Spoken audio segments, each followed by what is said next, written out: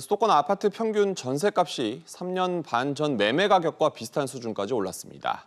거래 절벽은 계속되는 가운데 정부의 공급 계획마저 차질이 생길 수 있다는 전망도 나옵니다.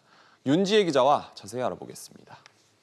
수도권 아파트 전셋값 어느 정도까지 올랐습니까? 네, KB국민은행 조사를 보면 지난달 수도권 아파트의 평균 전셋값은 4억 4천만 원입니다. 네. 3년 반 전인 2018년 1월 수도권 아파트 평균 매매가와 비슷합니다.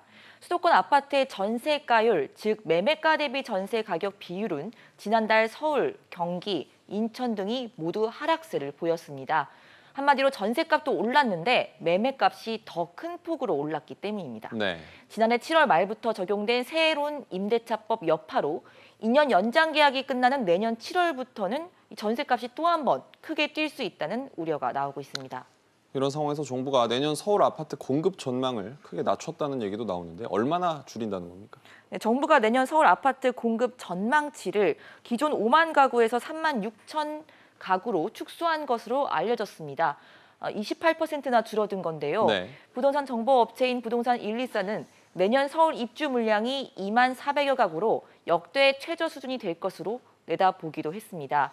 분양가 상한제와 고분양가 관리제도, 재건축 초과이익 환수제 등에 따라서 수익성이 떨어진다고 본 재건축 조합들이 분양 일정을 계속 미뤘기 때문입니다. 네. 상황이 이렇자 정부가 분양가를 손볼 것으로 보이는데요. 지난주 저희가 주택도시보증공사가 고분양가 심사제 기준을 바꾸기로 했다고 보도드린 바 있고, 오늘 홍남기 부총리도 단기 주택 공급 확대에 있어서 민간 역할이 중요하므로 활성화할 다각적인 방안을 검토할 것이라고 밝혔습니다. 네. 결국 지금보다 분양가를 높여서 재건축, 재개발 사업의 수익성을 높이고 분양이 빨리 이뤄지게 할 것으로 보입니다.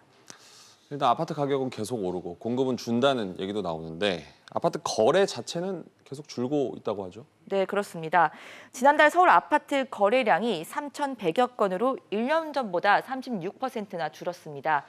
거래가 뜸한 가운데 기존 최고 가격을 새로 쓰는 거래 한 건이 전체 아파트의 가격을 올리는 현상도 나타나고 있는 겁니다. 네. 실제로 서초구 반포동 반포자이 전용 면적 244제곱미터의 경우에는 지난해 말 42억 원의 거래가 됐는데 지난달 8개월 만에 22억 원이 넘게 오른 65억 원의 거래가 되기도 했습니다.